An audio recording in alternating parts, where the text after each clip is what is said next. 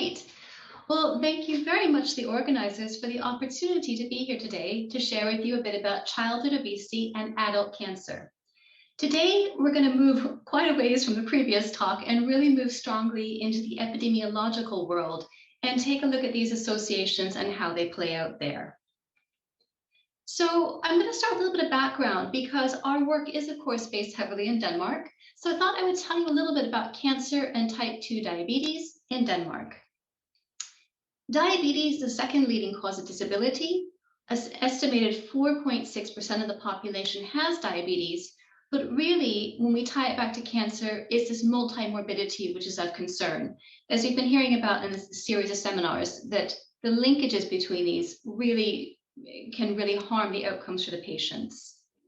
When it comes to cancer in Denmark, in 2019, there was approximately 43,000 new patients, and currently nearly 340,000 individuals are living with or after a cancer diagnosis. But unfortunately, cancer is the leading cause of death in Denmark. Now, the concern here is so many forms of cancer are preventable. It's estimated that up to 20% of cancer forms are linked with obesity and are therefore preventable. So the World Cancer Research Fund has released, through a series of very detailed and very thorough reports, they've compiled the evidence. Additionally, the International Agency for Research on Cancer performed a similar exercise. There's not 100% agreement in terms of which forms of cancer obesity may be linked to between these two organizations, but nonetheless, it's estimated that obesity increases the risk of 13 different forms of cancer. Cancer is really a huge area of focus right now in the European Union. Right now, then one of the big mission areas is cancer. That means there's a big just amount of resources and effort being put into identifying causes, into how to improve patient outcomes, investigating how policy changes may impact the lives of people living with cancer, and also aiming towards prevention. So it's a really timely topic to be addressing. In Denmark, much like many other countries, we can see that breast cancer is the top cause of cancer amongst women. On the x-axis, we have the age standardized rate, and on the y-axis, we have a variety of different cancers. Now, the list goes on and on. I chose essentially the top 15 or 20 just for the sake of presentation. But unfortunately, breast cancer leads in females. Lung cancer is far too prevalent in Denmark. Prostate cancer leads in males. And if we go down, I'd like to draw your attention to colon cancer. This is an obesity-related cancer. Bladder cancer, depending upon which evidence you read, may have a link as well. And additionally, the corpus uteri, or endometrial cancer. So these cancers are here in Denmark, and we need to understand what may have caused them or what may have led to them. Now, there's one thing about type 2 diabetes and cancer. They both share a risk factor in common, and that's high body mass index. Now, body mass index is only an indicator of adiposity. It's not perfect. It doesn't tell us about muscle mass. At the population level, however, it is an adequate indicator of body size, and especially the adipose tissue. Currently in Denmark, 51% of adults have overweight, and 17% have obesity. Compared to the European level, this is fairly similar, and other countries have even higher rates. Alarmingly, though, when it comes to children, 18% of boys have overweight, and 20% of girls have overweight, of which 5% of each have obesity. If you look throughout Europe, the numbers are even higher. And additionally, there's a north to south gradient, whereby in the Scandinavian region, the prevalences are typically lower. And further down towards the Mediterranean region, the prevalences are typically higher. The bottom line is far too many children in Denmark, but especially in the European Union, have overweight and obesity. And of course, this is not just a European Union problem. This is unfortunately a worldwide problem. Now, if we kind of step back and think about childhood body size and disease, why would we think these things are linked? If we sort of look along the x-axis here and consider these different periods of preconception, childhood, adolescence, all the way up to mid-adult life and older adult ages, We can think of there's periods in life when risks are established and periods of life when diseases emerge. Now, obviously, cancer is a disease that emerges later in life. It's not something that appears early. But nonetheless, there's a lot of evidence out there that suggests some of these risk factors may have occurred during childhood, adolescence, and young adult ages. And in fact, there's evidence that some of these risk factors occur even in the preconception period. When we consider cancer and cardiometabolic disease, we're really thinking about these diseases emerging in mid to later adult life. Cardiometabolic disease typically emerges sooner than cancer. And in a sense, it's sometimes easier from an epidemiological perspective to be able to research it because you have access to data resources and case numbers. Now, why might these things be linked? I mean, it always comes down to potential mechanisms. In epidemiology, we do not prove causality, but nonetheless, the questions we're researching do come from a biological framework, and we do have to find biological plausibility in what we're doing. With type 2 diabetes, we really think it's the early establishment and the continued exposure to the atherosclerotic damage that occurs, dyslipidemia, hypertension, the insulin resistance, and of course, systemic inflammation. There's numerous studies showing that children with obesity have these risk factors even at young ages.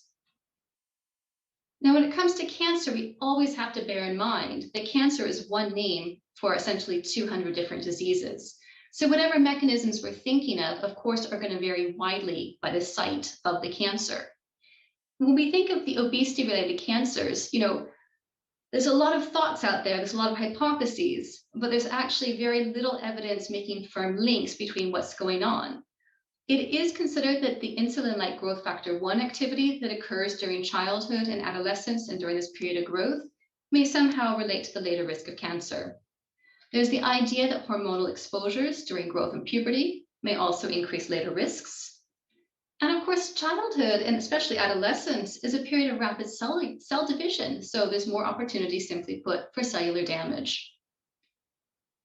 And of course, we always have to consider the tracking of body size. Is it simply the fact that a child who is heavy becomes an adolescent who's heavy, who becomes a heavy adult? Or perhaps are there differences in growth patterns during the childhood and adolescent phases? Or maybe it's both. When we think of tracking a body size, what it really means is that a child typically follows a growth trajectory. Growth is very tightly regulated, and most children really do track along, quite like these black dots here on this BMI growth reference. If a child deviates, that's when, of course, as a pediatrician, there's concern, but there's also perhaps one of the potential growth trajectories that may lead to a later increased risk of cancer. When it comes to tracking a body size, what we do know is that it is the strongest at high BMI values. So children with overweight or obesity have a stronger tracking of body size than children with a normal weight. These tracking estimates are the strongest with short time intervals between the measures. So in this area, it's quite common that we look at tracking coefficients between age 13 and age 18. Well, of course, they're close together in time. They're quite stronger than a tracking correlation between age 13 and age 60, for example, when we'd expect to see the emergence of a cancer. And one thing to bear in mind, most adults with overweight or obesity, that 51% of the Danish population, were actually not overweight or obese as children. So some sort of change occurred between these two ages. And the real bottom line here is that tracking coefficients are weak to moderate at ages when cancer emerges. So we do think there's reasons for biologic plausibility, but of course we never discount the potential effects of tracking. When it comes to childhood body size and adult health, most large epidemiological studies have to rely upon recalled body size. This happens many years later in life, and is often by somatotype, whereby you look at a series of drawings and say, when you were 10 years old, how did your body size compare amongst all of these drawings? Of course, it's practical, it's the best way to get at this information, but it's not necessarily accurate or precise. And a big concern in many of these epidemiological studies is survivor bias, meaning you had to survive until this adult age in order to even enter the study. So you don't know what differences in body size could have come before that may have also been related to cancer risk. Additionally, follow-up varies widely amongst these studies. There's oftentimes a self-report of health conditions, which of course medical records or registers is far more preferable. And of course, in an ideal world, we would use measured values of body size at all different time points across the life course, but unfortunately, this is not always practical. And of course, it's typically limited in sample size for these practical reasons. And when we really think about childhood body size in relation to these outcomes, what we do care about is the adipose tissue. But if we're looking at cancer, which is a long-term outcome, by necessity, we have to go back to historical records. And unfortunately, some of the modern scanning technologies that we have, DEXAs, MRIs, were not available in these earlier cohorts. So we do have to rely upon, simply put, heights and weights and BMI. Now, studies on early life and body size in cancer have been going on for a very long time. There's research from all around the world, many different studies. And the totality of it is really coming together to say there is an association there. Today, I'm going to take speaker's prerogative and focus most heavily upon Denmark. In our work, we use a data resource called the Copenhagen School Health Records Register. Now, what this is a computerized database of health information from children who attended an annual health examination in schools. And the thing is about this cohort, these children were born from 1930 until 1996. In essence, they're old enough to unfortunately have developed a cancer, thereby making our research possible. The great thing about it was these heights and weights were measured in standardized fashion by school health doctors and nurses. And even better yet, this information has been computerized. Within the Danish system, we have a personal identification number that enables a one-to-one linkage with numerous health registers. So for example, in this work today, I'll show you, we link with hospital discharge registers, the cancer registry, and of course, vital statistic registers. So I'm going to start today and sort of give you a talk in 3 parts now. I'm going to give you a few results from childhood body size at one age and later risks of type 2 diabetes and cancer. Then I'll show you a little bit about change in childhood, and then I'll conclude by showing you how change from child to adult ages relates to these diseases. What you see here is an association between child BMI and type 2 diabetes in women using the Copenhagen School Health Records Register. On the x-axis, we have a BMI z-score at age 13. So this is just comparing, is a convenient way of comparing a child's size back to the median child size in that population. And on the x-axis, we have the hazard ratio. There were approximately 140,000 women in this study, and amongst them, there were 7,472 cases of type 2 diabetes. What we see in this particular graph, below a z-score of 0, so below an average BMI, there's no association. And we can tell this because these confidence intervals include the null. What we can see is that as BMI increases above average, so does the risk of type 2 diabetes. Of course, when it comes to cancer, we're not the first people to look at this, and studies going back for a long time have been doing so. What I'm showing you here are results from an early study using the Boyd-Orr cohort from Britain. So this cohort was established to look at early life health and social factors within families, and it's a smaller study of about 3,400 children. What we can see is when childhood BMI is divided into quartiles, we can see in yellow the risk of colorectal cancer, and we can see in green the risk of lung cancer. Now you can also see these are small case numbers, and that's okay. But what surprisingly we saw from this one was that the only statistically significant risk was actually for a high BMI in association with lung cancer. Not what we would expect, but again, it was an early study, but it was proof of principle and proof of concept that childhood BMI may actually indicate a later risk of cancer. When it comes to BMI, we tend to think the heavier, the worse. The higher the BMI, the higher the risk. And this works for nearly all forms of cancer, except for breast cancer. What you see here is a study using the Copenhagen School Health Records Register. There was 3,340 cases of breast cancer. There's quintiles of BMI on the x-axis, and on the y-axis is the relative risk. Now you can see compared to girls with the lowest BMI quintile, actually, those in the highest quintile had the lower risk. So the lower the BMI, the higher the risk. I have to say this is also seen in adults. The mechanism still remains widely debated and widely unknown. Now, what we did was we went back to these data, and after several more years of follow-up, as you can see, we have many more cases, and we divided the data into premenopausal and postmenopausal status. Because in adult women, there's some debate whether or not the high BMI is protective against both pre and postmenopausal forms. Well, what you can see quite clearly is that per Z-score increase at age 7, again, the risk decreases. So the lower the BMI, the higher the risk. To put this into perspective, if we have two 7-year-old girls of the same height, one girl who weighs 51 kilo, and another girl, so with the wrong way, excuse me, and the other girl who weighs 45 kilo. So this girl who weighs 6 kilo less has the higher risk of breast cancer. Additionally, we've looked at colorectal cancer. Now, of course, these again, colon cancer is an obesity-related cancer. What you can see here is in these analyses, they're stratified by sex and birth cohort. There was no sex differences between boys and girls.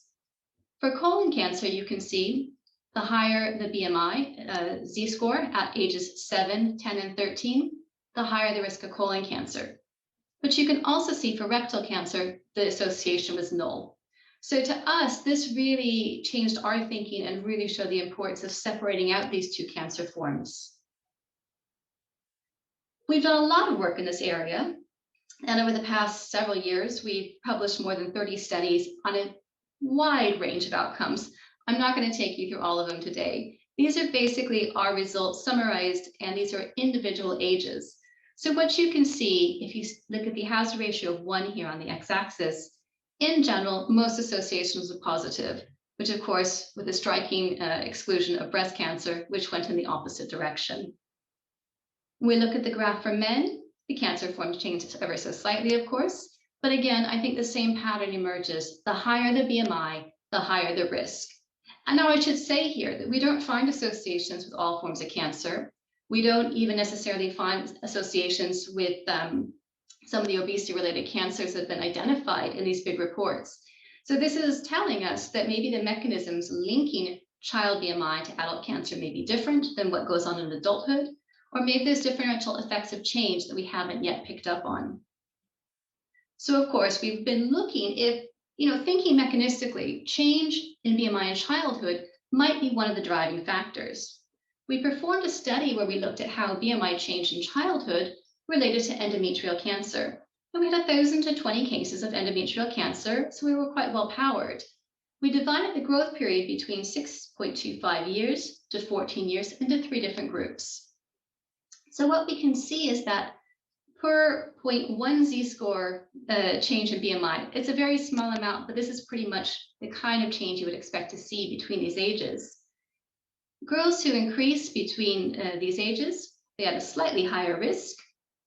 Girls who increased the most between 8 and 11 had an even higher risk, and 11 to 14, we didn't identify an increased risk. However, when we looked at all these results combined, it turns out none of these periods, so to speak, critical periods, differ from the overall effect. So this is telling us, at least in childhood, it seems to be the totality of the pattern, and we're not able to narrow it down to one specific time point. And then, of course, to conclude, to really kind of wrap this around, we did look at change in child BMI to adult BMI and the later risks of type 2 diabetes and cancer.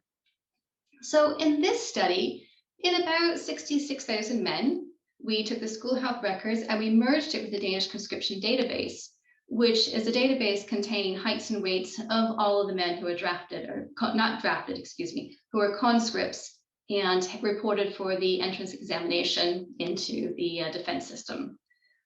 In this study, we had quite a few cases, I would say. We had about 6,700 cases of type 2 diabetes. And what we did here to really examine how patterns of overweight mattered for type 2 diabetes, we used as a reference group the the boys who never had overweight at either age.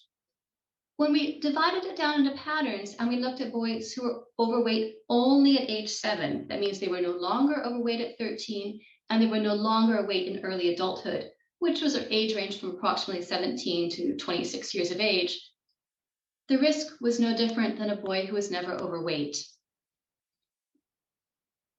When we looked at a boy who was overweight only at 13, again, the risk was higher, but it wasn't as high as a boy who was overweight at 13 years and early adult ages or at all adult ages. So to us, this was a really interesting story in that we found normalizing BMI in this short, quite short age period could actually lower the risks of type 2 diabetes. Again, we did a similar study using the Copenhagen School Health Records Register, merged with the Danish Conscription Database.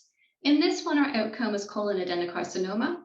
And amongst these men, we had 751 cases. Again, this is the same type of setup as I just showed you in the previous study.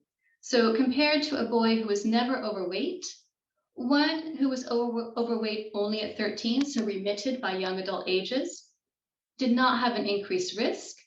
Boys who were overweight only in early adulthood, actually, even though the point estimate is slightly higher, it did not statistically differ from a boy who never had overweight.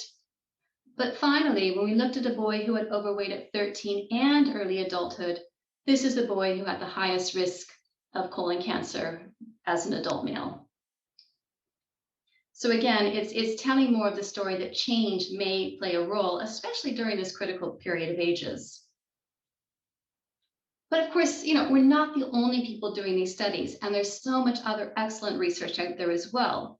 In this study, in approximately 40,000 boys and men in Sweden, they looked at the same thing. They looked at how BMI change related to colon cancer in men. Their population was slightly younger than ours, so they only had 257 cases of colon cancer. In their analyses, they used boys who were not overweight and who had a median value of pubertal BMI change. In their phrasing, pubertal BMI change is a change in BMI between age 8 and young adulthood.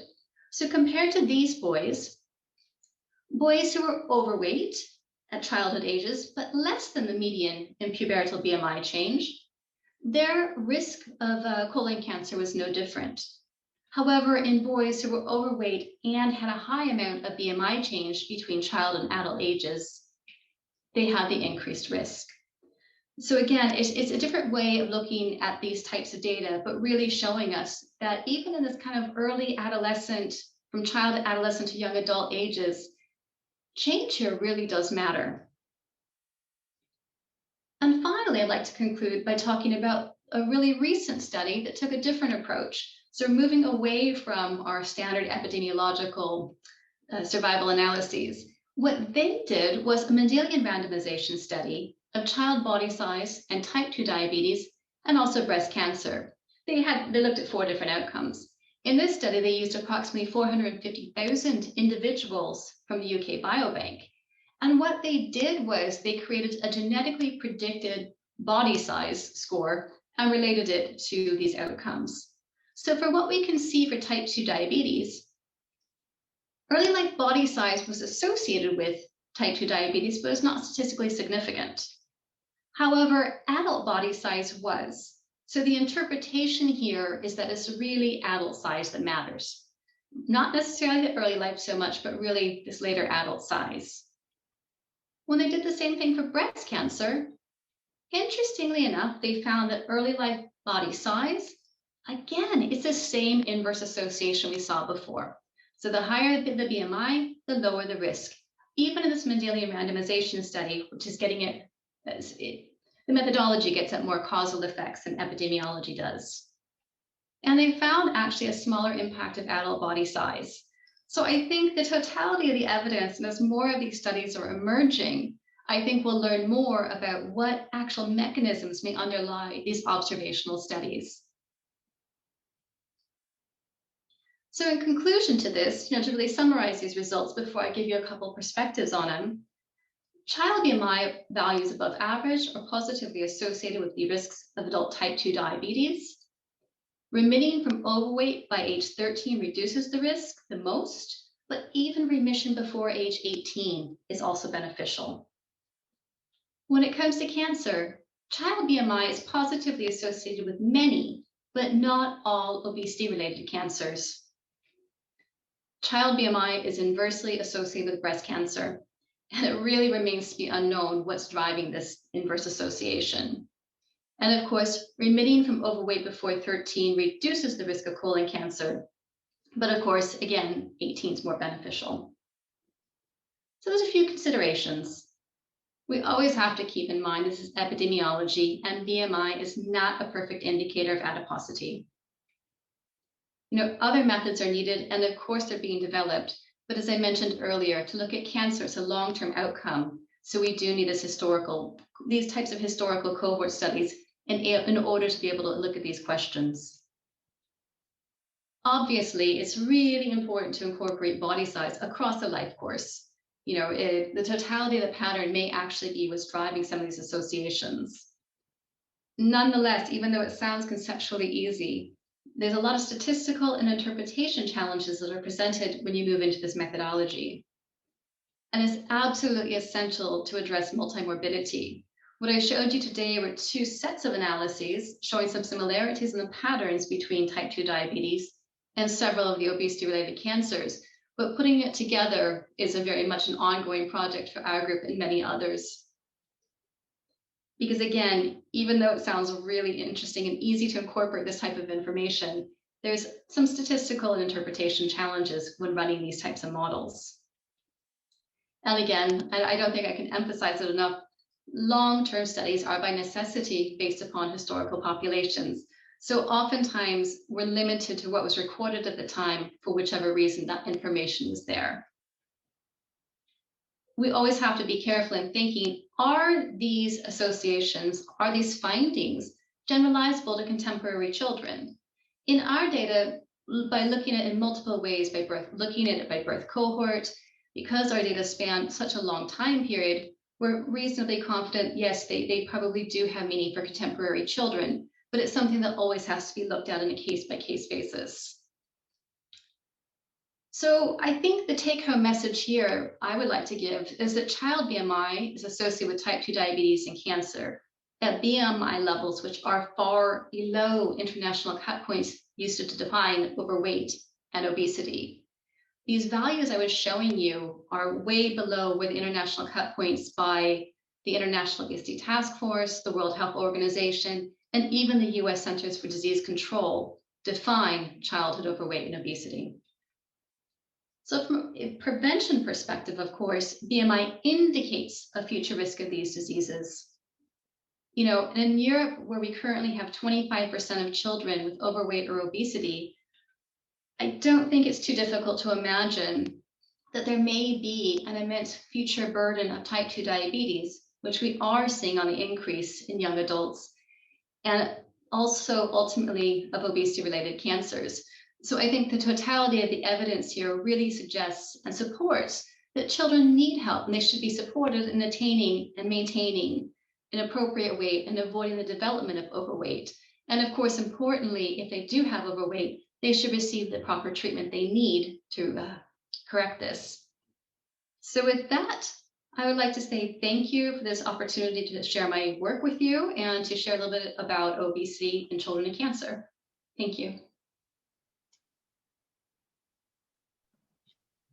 Thank you so much, Jennifer, for this great talk. And I will be sharing the questions. So if you have any, please raise your hand or write Jennifer, and I will let you unmute you, or you can unmute yourself, or I will read the question that you have. So until people have gathered their thoughts and have been writing the question or will be ready to ask it, I have one question for you, Jennifer. I was thinking about the database because you mentioned that it started in 1930. So I guess it's a different population we're looking at today, or things has changed, and I was thinking, you were mentioning it yourself that BMI is not the perfect measure, but today we're talking so much about being heavy and healthy.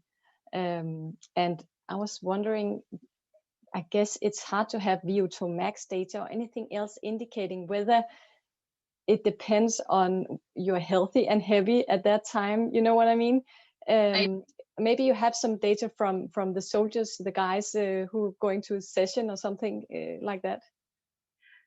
Yeah, and unfortunately, the answer there's no. I mean, these health examinations were provided for the children at the time for the benefit of them at that time. So by going back to the archives and pulling out these records, we're able to do this research. But again, unfortunately, we don't have indications of healthy or unhealthy BMI values in these kids. What we do is carefully examine these associations by birth cohort. And because of the size of our resource, we're quite well powered to do this. And surprisingly, we do not see statistically different results between the association between BMI and, say, for example, colon cancer in children born in 1930 versus 1940 versus 1950. And beyond statistical significance, because we know p-values aren't everything, even the estimates themselves don't differ that much. So we think we're picking up on some sort of biological aspect, but of course, causality remains to be determined. Yeah, thank you. And I'll just check if anyone have questions. Not at the moment, no.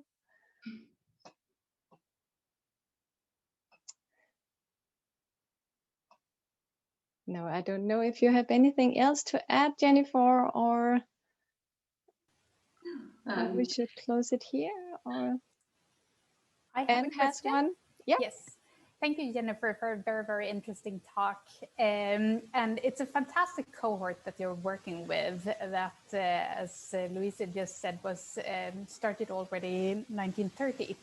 And so my question is rather the opposite of what you presented here. Have you looked at the inverse, given that several of these participants in the cohort were born during the World War II or were children or even teenagers during World War II, which is then associated with a strong calorie restriction. Have you looked at the impact of the calorie restriction among these individuals and later cancer diagnosis? It's a very good question. I mean, in doing this work, we've learned a lot of the history of how schools changed and, of course, how the rationing affected the children. And in studies, what we did was they looked at the association between changes in height for these particular birth cohorts. And in Denmark, it didn't change. This is quite in contrast to Norway, where heights decreased because the population was actually always calorie sufficient. So in essence, this period of time, even if we break it down and specifically look at the war years, we don't see a different association. So that the BMI values change very little, heights remain stable just because of the different status that Denmark experienced during World War II. So it's a great question, but we haven't seen any indications of this yet in the data, and not only for cancer, but also for cardiometabolic outcomes as well. So, yeah. Thank you. And we have a question from Emily Gallagher. She asks, do you know how the timing of onset of puberty affects the association between BMI and different cancers? I don't have the answer just yet, Emily, but we're working on it right now. So it's a great question because, of course, that is always indicated, especially when you're thinking of obesity and hormonal-related cancers. We do know that over time, the timing of puberty decreased in these Danish girls. Unfortunately, we don't have as much information on boys just because it's a more difficult milestone to assess in boys than it is in girls. And indications are that, yes, pubertal timing does matter, but I don't have results to share with you, unfortunately, today.